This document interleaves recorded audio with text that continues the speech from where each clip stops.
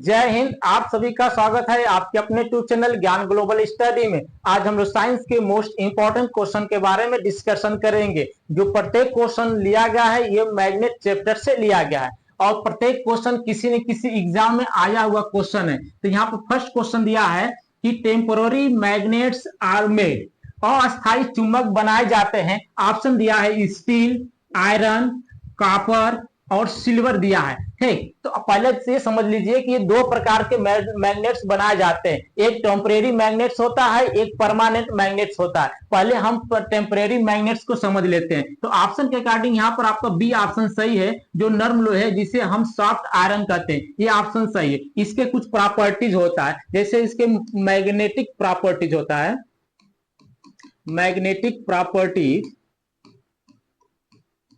जिसे हम कहते हैं चुंबकीय गुण। इसका चुंबकीय गुण हाई होता है। किसका होता है हाई? जो सॉफ्ट आयरन का बनाया जाता है, या तो टेम्परेरी मैग्नेट्स का जो होता है तो मैग्नेटिक चुंबकीय गुण क्या होता है? हाई होता है। उस हिसाब से इसका जो पावर होता है वो भी क्या हाई होता है। तो ये आपके एक नंबर क्वेश्चन में पूछा जाता है। ठीक, मैग्नेटिक प्रॉपर्टीज हाई किसका होता है? और जो टेम्परेरी मैग्नेट्स होता है। और इसकी जो धारण करने की क्षमता होती है जिसे हम कैपेसिटी कहते हैं,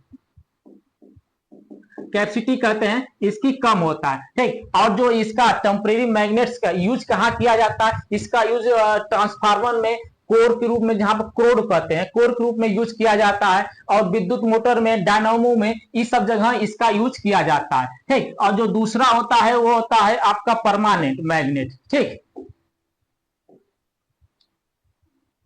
परमानेंट मैग्नेट होता है,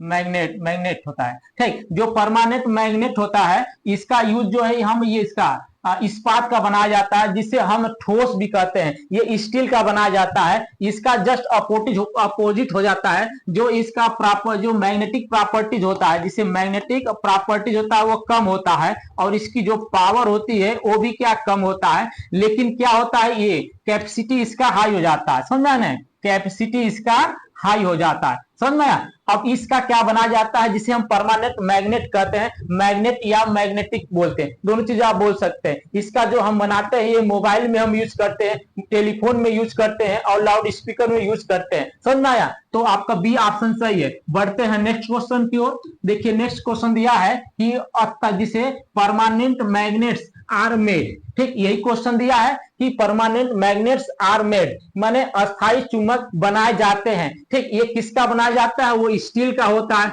समझना, स्टील जिसे इस्पात कहा जाता है, ये हार्ड होता है। इसे आप समझने के लिए ठोस भी कह सकते हैं कि ठोस जो मैग्नेट होता है वो किसका बना जाता है? वो इस्पात का बना जाता है, इसे स्टील कहा जाता है। ठीक, और नर्म लोहा जो होता है वो टेम्परेरी होता है। अब देखिए इसका क्या होता है, जिसे फेरोमैग्नेटिक दिया है ऑप्शन, डाई मैग्नेटिक दिया है और एंटी फेरोमैग्नेटिक दिया है। जो फेरोमैग्नेटिक होता है इसे लौह चुंबकीय कहते हैं, माने वह बहुत जल्दी आकर्षित कर लेता है। समझ में आता है? तो जो अस्थायी चुंबक बनाए जाते हैं वो फेरोमैग्नेटिक होता है, जो बहुत तेजी से आकर्षित कर लेता है। समझ में आता है? और जो ये अस्थाई हो या अस्थाई हो, दोनों लौ का अयस्क होता है। क्या होता है?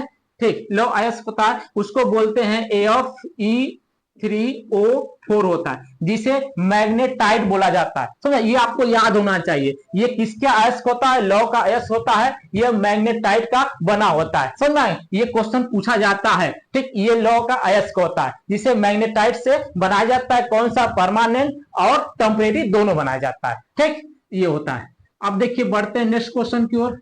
नेक्स्ट क्वेश्चन दिया है कि the attractive force of magnet is the highest. इसके कहने का तात्पर्य यह है कि किसी चुंबक की आकर्षण शक्ति सबसे अधिक कहां होती है। ठीक, अब देखिए यहां पर ये आपका मैग्नेट है। ठीक, मैग्नेट है तो आपका इस सिरे पर और ये सिरे पर सबसे ज्यादा मैक्सिमम पाया जाता है, माने मैक्सिमम, और इस सिरे पर भी आपका मैक्सिमम पाया जाता है। समझ में आया कि नहीं? तो वही पूछा है कि सबसे अधिक जो आकर्षण शक्ति होता है मैग्नेट के कहां पर पाया जाता है? तो दोनों किनारों पर पाया जाता है। तो बोथ साइड का तात्पर्य एक किनारा ये होगा, एक साइड ये होगा, तो बोथ साइड। आपका फर्स्ट ऑप्शन यहां पर सही है। ठीक, अब मिडिल में क्या होता है? सबसे मिनिमम होता है। समझ में? सबसे मिनिमम पाया जाता है मिडिल में। ठीक, ये क्वेश्चन पूछ सकता है कि सबसे कम शक्ति या सबसे कम पावर कहां पाया जाता है, मैग्नेट के मिडिल में पाया जाता है। समझ आता है, ये मैग्नेटिक एक्सिस या एवरीवेयर इज द सेम, प्रत्येक जगह नहीं हो सकता है। ठीक, आपका ये ऑप्शन सही है। बढ़ते हैं नेक्स्ट क्वेश्चन। नेक्स्ट क्वेश्चन दिया है कि the unit of magnetic field, the unit of magnetic field, जिसे चुंबकीय क्षेत्र का मात्रक क्या होता है। जो चुंबकीय क्षेत्र होता है उसे हम बी से दिखाते हैं। एक फार्मूला होता है वो आपको याद होना चाहिए, कभी कभी पूछ भी देता है फार्मूला कि F equal to I B L होता है। साइन थीटा होता है वो 90 डिग्री होता है, वो 1 हो जाता है। ठीक, हम इतने ही फार्मूला आपका होता है, ये फार्मूला आपको पता होना चाहिए, इससे क्वेश्चन भी पूछा जाता है। जो मैग्नेटिक फील्ड होता है इसको हम बी से दिखाते हैं। ठीक, तो बी को हम ट्रांसफर कर लेते हैं, B equal to F by I L.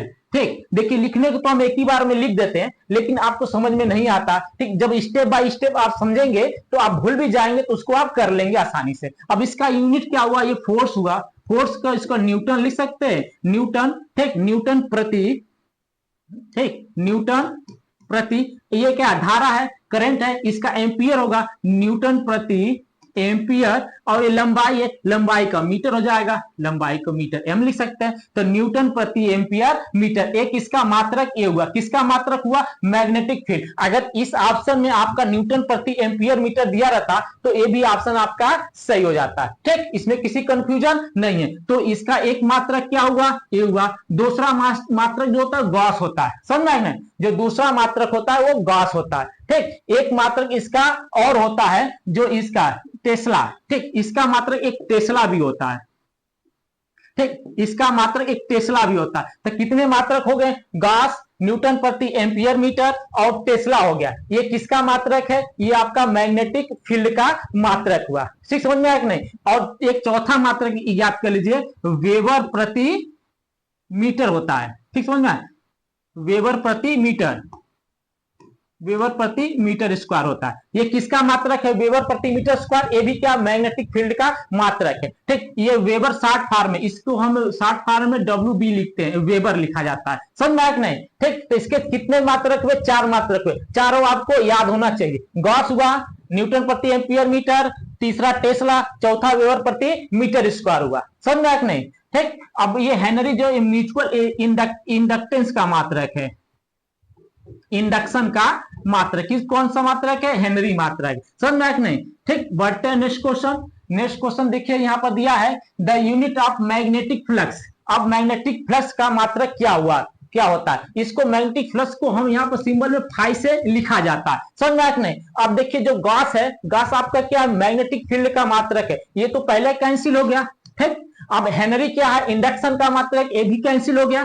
तो आपका क्या है, वेबर है, वेबर ऑप्शन सही है। तो आप जब क्वेश्चन इस प्रकार से आए तो इलिमिनेशन मेथड से आप करेंगे ना, तो आपको एक दो ऑप्शन वैसे ही कम हो जाएगा। जो 4 ऑप्शन वहां पर 2 ऑप्शन बनेगा, तो वहां पर आपको संभावना ज्यादा रहेगी सही करने की। समझ में आया कि नहीं। ठीक, अब इसका मात्रक और देख लीजिए। अब देखिए फार्मूले के हिसाब से देखिए, जो फाई होता है, फाई इक्वल टू होता है बी ए होता है। ठीक, जो ए है आपका एरिया है। ठीक, ये आपका एरिया है। अब ये समझिए, बी इक्वल टू इधर क्या दिया था, F equal to I B L दिया था। अब बी के स्थान पर इसको जब ट्रांसफर करेंगे तो इसके स्थान पर नहीं लिख सकते हैं, F upon I L into area. Area में लंबाई चौड़ाई हो जाता है, एल इंटू बी लिख सकते हैं, कोई दिक्कत नहीं है, एल इंटू बी। ठीक, एक एल एल कट गया, बी है, इसका भी मात्रक क्या होगा, मीटर ही होगा। तो इसका मात्रक क्या हो जाएगा, न्यूटन। अब देखिए बी है तो मीटर, ठीक, प्रति, ये एम्पियर। समझ में नहीं। तो इसका कितना, इसका एक मात्रक हो गया,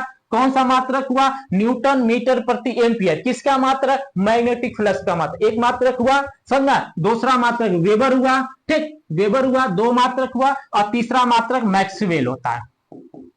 मैक्सवेल ऑस्ट्रेलिया के खिलाड़ी है ना, जो ऑलराउंडर है, जो वर्ल्ड कप में 200 रन मारा था, ठीक, अफगानिस्तान के खिलाफ, वही मैक्सवेल है। मैक्सवेल क्या है, किसका मात्रक है, वो मैग्नेटिक फ्लक्स का मात्रक है। समझ में नहीं, ये याद होना चाहिए, डायरेक्ट पूछता है। हाँ, बहुत क्वेश्चन पूछा हुआ है, क्वेश्चन आपके रेलवे, एसएससी, एनटीपीसी में हर जगह क्वेश्चन ये पूछता है कि मैक्सवेल किसका मात्रक है, तो मैग्नेटिक फ्लक्स का मात्रक है। या सीजीएस होता है, सीजीएस। ठीक, एमकेएस नहीं, सीजीएस। एमकेएस पूछे तो आपका वेबर हो जाता है। समझा कि नहीं। ठीक, बढ़ते हैं नेक्स्ट क्वेश्चन। नेक्स्ट क्वेश्चन दिया हुआ है यहां पर कि which of the following is a natural paramagnetic substance, माने निम्न में से कौन सा प्रकृति में अनुचुंबकीय है। ठीक, अनुचुंबकीय है कहने का तात्पर्य जिसमें चुंबकीय गुण नहीं पाया जाता है, अनुचुंबकीय यानी क्या, अनुचुंबकीय है पदार्थ है। आप देखिए इसमें क्या दिया है, ऑक्सीजन, नाइट्रोजन, हाइड्रोजन और आयरन दिया, आयरन भी होता है। ठीक, इस ऑप्शन के नाम नेचुरल, आप देखिए इसी से पकड़ लीजिए, यहां पर देखिए नेचुरल पैरामैग्नेटिक सब्सटेंस, नेचुरल मतलब प्राकृतिक में क्या होता है, प्राकृतिक में इसमें क्या है, ऑक्सीजन है। ऑक्सीजन जो आपका जो क्या है वह प्राकृतिक अनुचुंबकीय पदार्थ है, समझ में आया कि नहीं, वो ऑक्सीजन है। अब ऑक्सीजन के अलावा और भी आपको क्वेश्चन दे सकता है जिसके लास्ट में, जिसे लास्ट में म लगा रहे, ठीक, एम लगा रहे, जिसे एल्यूमिनियम, एल्यूमिनियम अंत में देखिए एल्यूमिनियम को यल बोलते हैं। ठीक, कॉपर क्लोराइड CuCl2 होता है। ठीक, और सोडियम अंत में एन आया, सोडियम अंत में म आया।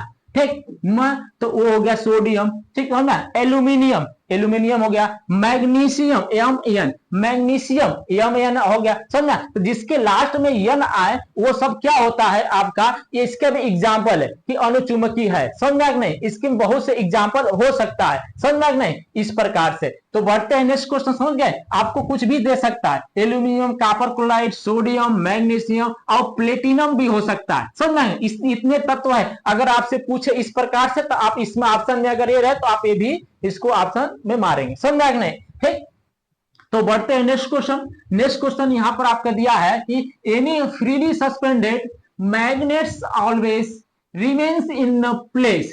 ठीक, स्वतंत्र रूप से लटका हुआ चुंबक का हमें सदैव उसका डायरेक्शन बताना है कि किस डायरेक्शन में वह स्टे होता है। ठीक, यही ने कहा है किस डायरेक्शन में वह ठहरता है, समझ में नहीं। ठीक, तो एक कौन सा होता है, जैसे आप कोई मैग्नेट है उसे आप फ्रीली छोड़ देंगे तो किस दिशा में रहेगा, तो ये हमेशा जो होता है नॉर्थ टू साउथ, समझ में, नॉर्थ टू साउथ। ये चीज ध्यान देंगे, ये आपका अर्थ का नहीं पूछा है, अर्थ का पूछेगा तो उल्टा हो जाएगा। ठीक, इसे कहते हैं अर्थ का अनर्थ हो जाएगा, इसी प्रकार से अर्थ का पूछेगा तो इसका जस्ट उल्टा उल्टा हो जाएगा, जिस वो हो जाएगा साउथ से नॉर्थ हो जाएगा। ये पूछा एक नॉर्मल आप जो चुंबक लेते हैं उसका पूछा, जैसे यहाँ पर आप लटका देंगे फ्रीली वो घूमे किधर मूव करेगा, एक नॉर्थ रहेगा एक साउथ पोल रहेगा, समझ में, नॉर्थ और साउथ। इसमें देख लीजिए ऑप्शन नॉर्थ और साउथ क्यों सा दिया, बी ऑप्शन आपका सही है। ठीक, बढ़ते हैं नेक्स्ट क्वेश्चन।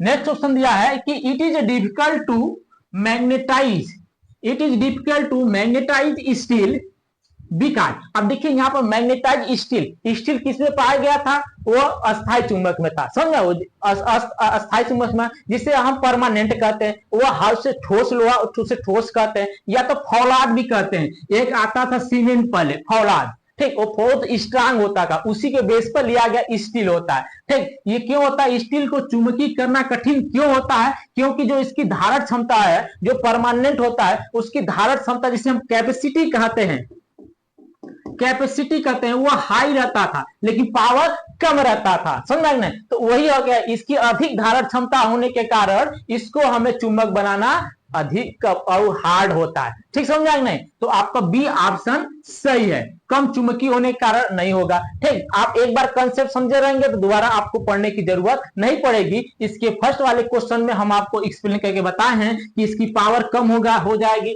ठीक, इसकी प्रॉपर्टीज भी कम हो जाएगी, लेकिन जो कैपेसिटी इसका होती है, धारण करने की क्षमता ये हाई होता है, जिस कारण से इसको चुंबक बनाना कठिन होता है, समझना। इसको विनिर्माण करना भी बहुत कठिन होता है, लेकिन जो टेम्परेरी होता है उसको विनिर्माण आप कर सकते हैं, खत्म हो गया फिर उसे आप बना सकते हैं, मैं ठीक टेम्परेरी, लेकिन इसको बनाना विनिर्माण करना बहुत हार्ड हो जाता है, समझना कि नहीं। ठीक, ये बी ऑप्शन आपका सही है। ये सब क्वेश्चन जो है ना किसी न किसी एग्जाम में आया हुआ क्वेश्चन है, ऐसा नहीं कि मैंने यहाँ पर लिखा नहीं कि किस में पूछा हुआ, तो ये ऐसा नहीं है, ये हम क्वेश्चन को छाट छाट कर अच्छा क्वेश्चन जो एग्जाम में पुट किया हुआ जो आने की संभावना रहती है उसी क्वेश्चन को मैं आपको यहाँ एक्सप्लेन करता हूं। इसलिए हम आपको यहाँ पर चारों ऑप्शन एक्सप्लेन कर देते हैं कि आप 10 से 12 क्वेश्चन तैयार करते हैं तो आपका 35 से 40 क्वेश्चन तैयार हो जाता है, समझ में आ गया। 40 क्वेश्चन अलग अलग बताने से बढ़िया एक ही बार में हम आपको 4 ऑप्शन के चारों एक्सप्लेन कर देते हैं, और ये आपको ऑप्शन भी वही रखते हैं जो क्वेश्चन में पूछा जाता है। ठीक,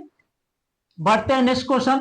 नेक्स्ट क्वेश्चन दिया हुआ है कि चुंबकीय यामोत्तर, ठीक, चुंबकीय यामोत्तर जिसे मैग्नेटिक मेरिडियन कहा जाता है, इंग्लिश में मैग्नेटिक मेरिडियन या मैग्नेटिक एक्सिस कहते हैं, और भौगोलिक यामोत्तर जिसे जियोग्राफिकल मेरिडियन कहा जाता है या तो जियोग्राफिकल एक्सिस कहते हैं, के बीच का कोण कहते हैं। बीच का कोण क्या होता है, समझ में आया। अब यहां पर देखिए, यहां पर दिया हुआ है भौगोलिक यामोत्तर, ये अर्थ है, ठीक।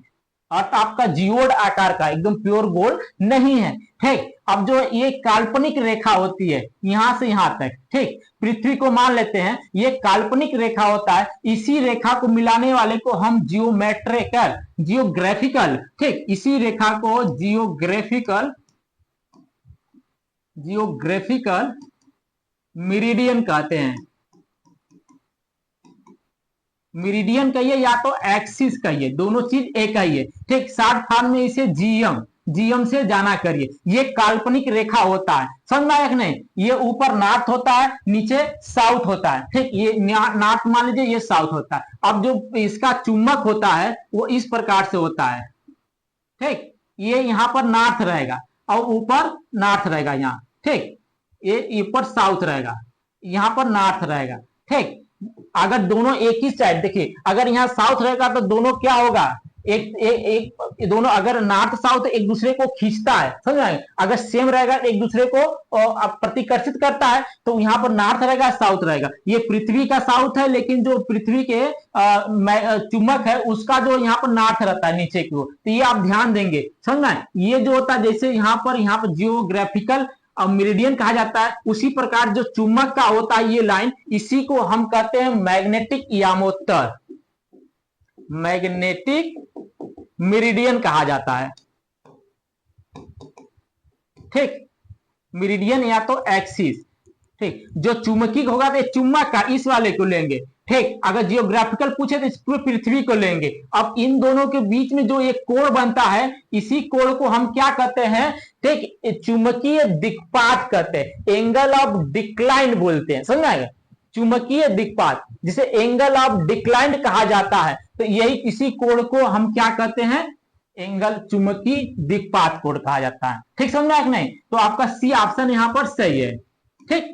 बढ़ते हैं नेक्स्ट क्वेश्चन। नेक्स्ट क्वेश्चन है और आपका लास्ट क्वेश्चन भी है। लास्ट क्वेश्चन दिया है कि लेंज रूल, ठीक, लेंज रूल का नियम इसमें कौन सा है, कंजर्वेशन ऑफ एनर्जी ऊर्जा संरक्षण, कंजर्वेशन ऑफ मास द्रव्यमान ऊर्जा, ठीक, कंजर्वेशन ऑफ मूवमेंट संवेग संरक्षण, ठीक। संवेग संरक्षण या मास माने द्रव्यमान संरक्षण, इसमें कौन सा है। तो जो लेंस का नियम है ये जो है कंजर्वेशन ऑफ एनर्जी पर आधारित होता है, ठीक। इसका कहने का तात्पर्य है कि एनर्जी जो है नष्ट नहीं होता है, केवल एक रूप से दूसरे रूप में परिवर्तित हो जाता है, समझ में नहीं। और जो कंजर्वेशन ऑफ मास होता है ये डाल्टन प्रिंसिपल द्वारा दिया गया था, ठीक। वो उसमें होता है, ये आपको केमिस्ट्री में रिएक्शन के माध्यम से, केमिकल के माध्यम से होता है, समझ में नहीं, ठीक। और जो कंजर्वेशन ऑफ मोमेंटम होता है ये न्यूटन्स थर्ड लॉ,